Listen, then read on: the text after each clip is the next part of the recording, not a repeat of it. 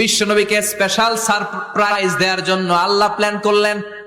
জিব্রাইল ডেকে বললেন, ও জিব্রাইল, আমার পেয়ারা নবীকে স্পেশাল সারপ্রাইজ দিব, কিন্তু এই সারপ্রাইজের গিফটটা তোমার হাত দিয়ে আমি দিতে চাই না, তুমি দিয়ে আসলে হবে না। আমার পেয়ারা নবীকে দুনিয়া থেকে টান দিয়ে আমার আরশের উপরে নিয়ে আসো। সাহিবুল মেরাজ, যেই নবীর মেরাজ হয়েছে আর কোন নবীর হয় নাই। এই মেরাজ করতে যে কত কাণ্ড, কত প্ল্যান প্রোগ্রাম আল্লাহর। টাইমের স্পিডকে আল্লাহ থামিয়ে দিলেন। মক্কা থেকে উঠিয়ে বিশ্বনবীকে এক মরুভূমিতে রাখা হলো রাতে।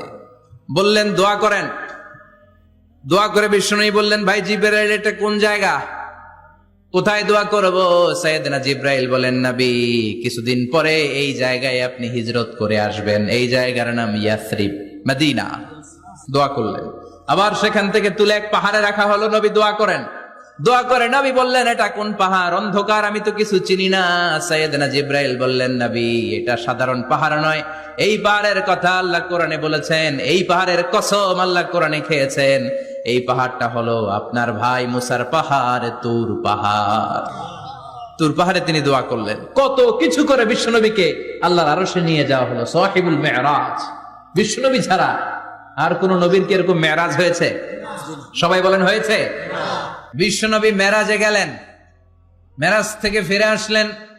বিশ্বনবী বর্ণনা করলেন, আমি বাইতুল মাকদাস দেখেছি মাঝরাতে, লক্ষাধিক নবীকে নিয়ে নামাজের ইমামতি করেছি, 7 আকাশ দেখেছি, আল্লাহর আরশ দেখেছি, আল্লাহর সাথে কথা বলেছি, আবার ফজরের আগেই মক্কায় ফিরে এসেছি।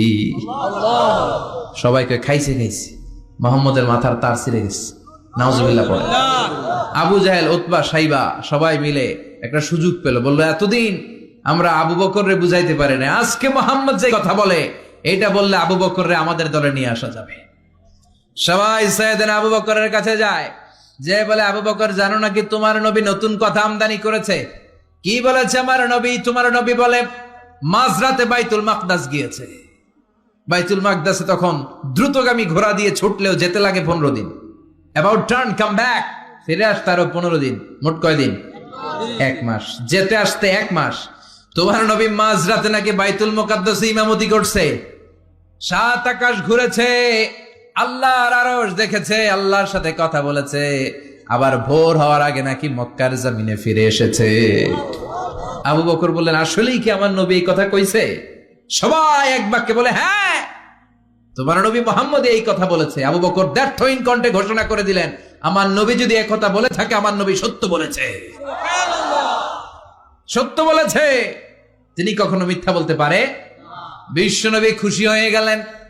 সাইয়েদনা আবু বকরের জন্য দোয়া করে দিলেন আর বললেন, আবু বকর, আনতা লাস্তা আবু বকর ফাকাত, আজকে থেকে তুমি শুধু আবু বকর নও, আজকে থেকে তুমি আবু বকর সিদ্দিক। সিদ্দিক, সত্য গ্রহণে, সত্য প্রকাশে, সত্য মানার ক্ষেত্রে আপোষহীন, কোনো আপোষ নাই। চিল্লায় এখন ঠিক কিনা? সে আল্লাহ বললেন, ওয়াযকুর ফিল কিতাবি ইব্রাহিম ইন্নাহু কানা সিদ্দিকান নাবিয়্যা। ও নবী, আপনার এই কোরআনের ভেতরে আমার খলিলের নামটা রাখেন, কারণ আমার খলিল যেন তেন কোন নবী নয়, সাধারণ পয়গম্বর নয়, আমার নবী ইব্রাহিম হলো সিদ্দিক, সত্য প্রকাশে আপোষহীন। এজন্য আল্লাহ খুশি হয়ে ওনার একটা টাইটেল দিলেন, টাইটেলটা হলো খালিল। ওয়াত্তাখাযাল্লাহু ইব্রাহিমা, চিল্লায় বলেন, ওয়াত্তাখাযাল্লাহু ইব্রাহিমা, আমি ইব্রাহিমকে খলিল বানিয়েছি। খলিল মানে দোস্ত। খলিল মানে কি? আল্লাহ দুনিয়ার একজনের দোস্ত ডাকে। কি মজার ব্যাপার, কেমন লাগে তার কাছে শুনতে? সুবহানাল্লাহ কইবেন না? ওনারে বানাইলেন খালিল আর বিশ্বনবীরে বানাইলেন হাবিব। সুবহানাল্লাহ পড়েন। বাপ বেটা সব নিয়ে গেছে। সাইয়েদনা ইব্রাহিম হচ্ছেন বাবা আর বিশ্বনবী ছেলে। বিশ্বনবীর অনেক উপরের পুরুষ হচ্ছে সাইয়েদনা ইব্রাহিম। তো এটা পরদাদা না, বাবা না? বিশ্বনবী বলতেন, আনা দাওয়াতু আবি ইব্রাহিম, আমি নবীরে পেয়ে নাচানাচি করো, আমি তো ইব্রাহিম আলাইহিস সালামের দোয়ার ফসল। সুবহানাল্লাহ পড়েন। এজন্য বাবা হলো খলিল, ছেলে হলো হাবিব। খলিল মানেও বন্ধু, হাবিব মানেও বন্ধু। খলিল মানে এমন বন্ধু যেই বন্ধু আল্লাহরে খুশি করার জন্য কাজ করে, আর হাবিব মানে এমন বন্ধু যারে খুশি করার জন্য আল্লাহ নিজে কাজ করে। কার পাওয়ার বেশি? হাবিবের কয়েক ডিগ্রি বেশি। সুবহানাল্লাহ পড়েন। এরপর উনি হলেন সাহিবুস শাফা, শাফাতের মালিক।